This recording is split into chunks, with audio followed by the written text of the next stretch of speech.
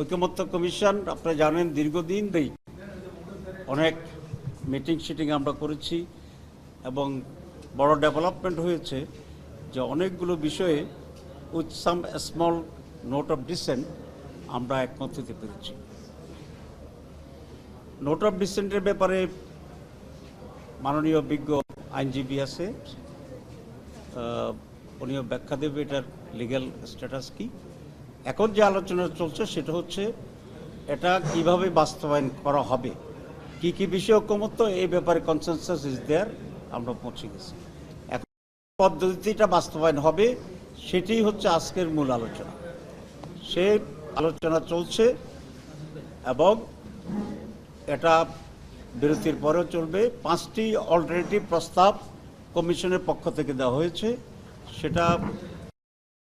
সেখানে জামাত ইসলামীরও একটি স্পেসিফিক প্রস্তাব দেওয়া হয়েছে। আমরা আশা করি এই 5টি প্রস্তাবের ভিতরে আমরা অনেকটা কাছাকাছি আসতে পারবো এবং সেই ভিত্তিতেই এই জুলাই সনদের আইনগত ভিত্তি হবে। সনদের ভিত্তিতেই আগামী ফেব্রুয়ারির যে নির্বাচন, সে নির্বাচন অনুষ্ঠিত হবে। এখন যে 5টি প্রস্তাব দেওয়া হয়েছে সেগুলোর ব্যাপারে সংক্ষিপ্তভাবে আপনাদের সামনে তুলে ধরবেন আজকে আমাদের টিমের অন্যতম সদস্য, সুপ্রিম কোর্টের স্বনামধন্য লয়ার জনাব অ্যাডভোকেট শিশির মনির। হ্যাঁ, যে 5টি প্রস্তাব দেওয়া হয়েছে এগুলোতে আলোচনা চলছে, আমাদের বক্তব্য এখানে এখনো উপস্থাপন করা হয়নি।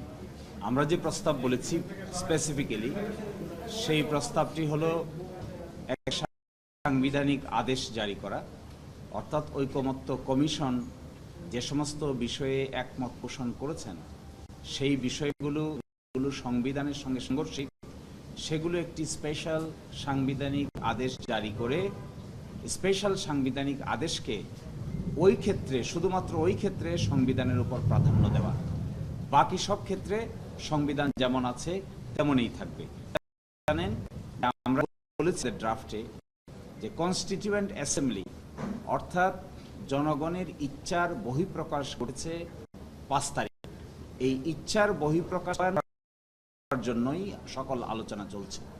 যখন কোনো সংবিধান ছিল না, যখন দেশে কোনো সরকার ছিল, যখন দেশে কোনো বিচার বিভাগ ছিল না, সে সরকার চলে গিয়েছে 5 তারিখ, 6 তারিখ, 7 তারিখ, 8 তারিখে সরকার গঠিত হয়েছে। বলা হয়ে থাকে সাংবিধানিক বিধান অনুযায়ী যে এই সময় জনগণের ইচ্ছা কার্যকর ছিল। এই জনগণের ইচ্ছাটাই হলো বাংলাদেশ সংবিধানের অনুচ্ছেদ 7 অনুযায়ী Solomon expression of the will of the people. এই যে জনগণের ইচ্ছার চরম বহিঃপ্রকাশ, এই বহিঃপ্রকাশটাকে আমরা বলেছি একটি বিশেষ সাংবিধানিক আদেশের মাধ্যমে এই প্রক্রিয়াটাকে যদি প্রাধান্য দেওয়া হয় তবে আগামী নির্বাচন হতে আর কোনো আইনগত ব্যত্যয় থাকে না।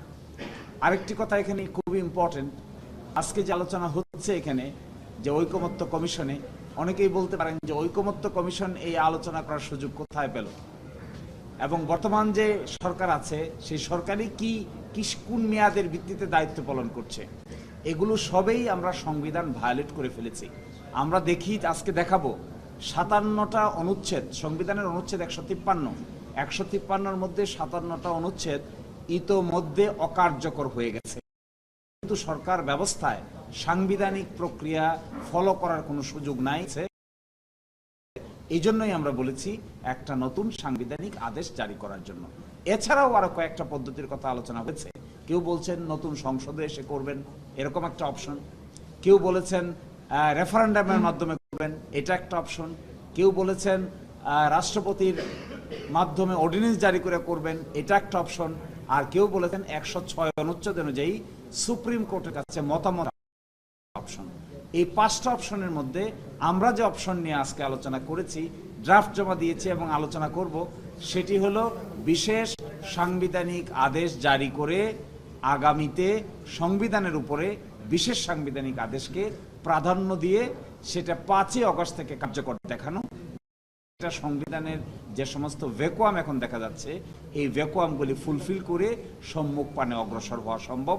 বাংলাদেশ জামাত ইসলামীর পক্ষ থেকে এই প্রস্তাবনাকেই আমরা তুলে ধরেছি লিখিতভাবে, এটা আমরা মৌখিকভাবে উপস্থাপন করব। তাহের ভাই, Thank you. গণভোটের প্রশ্ন থেকে কি আপনি ফিরে আসলেন? আপনারা না, তো আমরা গণভোটের আমরা বলছেন। অল্টারনেটিভ প্রস্তাব হিসেবে রেখেছি। জি। আমরা বলেছি এটাই উত্তম হবে, গণভোট করার যে টাইম এবং অ্যারেঞ্জমেন্টের ইস্যু আছে হয়, তাহলে জনগণের মত আমাদের ভিত্তিতে হবে এবং সেই জন্য আমরা গণভোটকে সাপোর্ট করি। আমরা অল্টারনেটিভ করছি।